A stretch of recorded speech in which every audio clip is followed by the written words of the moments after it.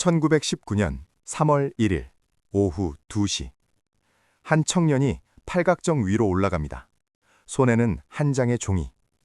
그가 입을 열자 수천 명의 함성이 터져 나왔습니다. 그런데 여러분, 알고 계셨나요? 이 역사적 순간을 만든 사람들 중 절반 이상이 기독교인이었다는 사실을요. 당시 기독교 인구 겨우 2%. 그들은 왜 목숨을 걸었을까요? 여러분, 안녕하세요. 기독교 역사 채널입니다. 오늘은 서울 종로 한복판, 지금은 어르신들의 쉼터가 된 탑골공원, 그곳에 숨겨진 한국 기독교의 뜨거운 이야기를 해보려고 합니다. 3.1운동은 우리 모두가 아는 역사입니다. 하지만 그날 그 현장에서 왜 기독교인들이 압도적으로 많았는지, 그들이 무엇을 믿고 거기 섰는지는 잘 모르시는 분들이 많거든요. 오늘 이 영상 하나면 탑골공원을 다시는 그냥 지나칠 수 없게 될 겁니다. 자, 그럼 100년 전 그날로 함께 가보시죠.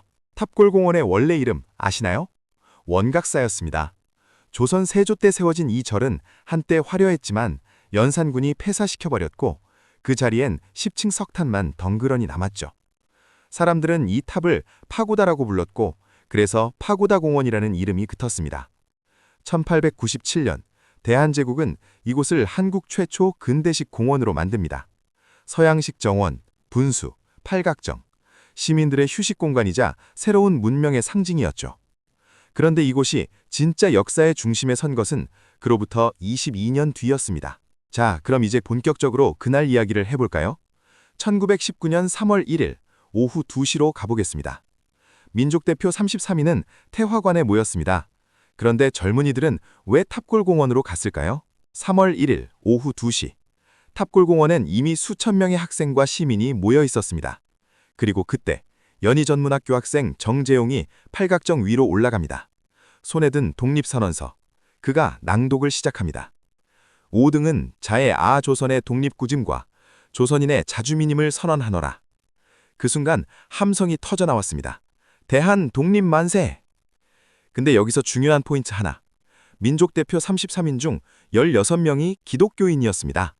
이승훈, 이필주, 함태영, 김창준, 박희도. 당시 기독교 인구는 전체의 2%도 안 됐어요. 그런데 왜 절반 가까이가 기독교인이었을까요? 이건 우연이 아닙니다. 여기엔 분명한 이유가 있었어요.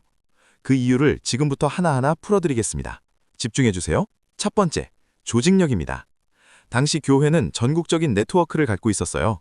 서울에서 평양, 대구, 전주까지 교회 조직망을 통해 소식이 빠르게 퍼졌습니다.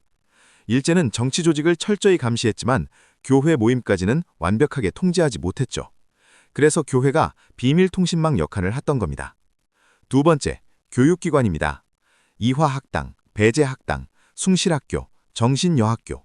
이 학교들이 뭘 가르쳤을까요? 단순히 영어와 수학만 가르친 게 아닙니다. 민족의식과 근대적 사고방식을 심어줬어요. 이 학교 출신들이 3.1운동의 핵심 주역이 됐습니다. 세 번째 이유, 이게 제일 중요합니다. 성경의 가르침. 요한복음 8장 32절. 진리가 너희를 자유롭게 하리라. 이들에게 신앙의 자유는 곧 민족의 자유였습니다.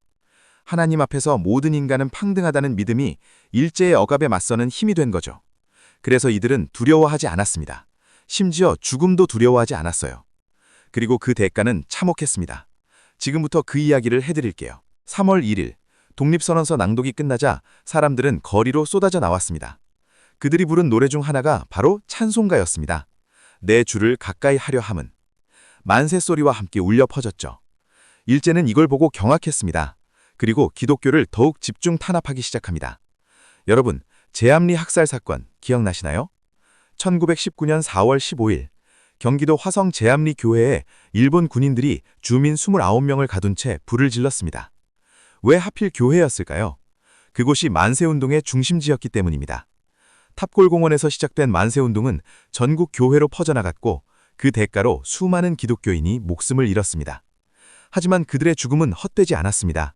그 피가 오늘 우리가 누리는 자유의 씨앗이 됐으니까요. 지금 탑골공원에 가시면 3.1 독립선언 기념탑이 서 있습니다.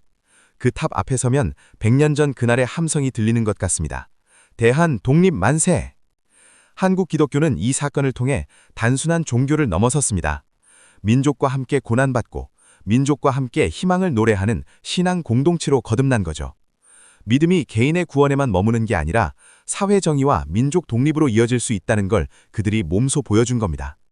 오늘날 우리가 누리는 자유와 독립, 그 뿌리에는 탑골공원에서 목천껏 만세를 외친 이름 없는 기독교인들이 있었습니다. 그들은 십자가를 지고 역사의 현장에 섰던 사람들입니다. 다음 시간에는 일제의 신사참배 강요에 맞서 순교한 주기철 목사의 이야기를 가지고 찾아뵙겠습니다. 구독과 좋아요, 알림 설정 부탁드립니다.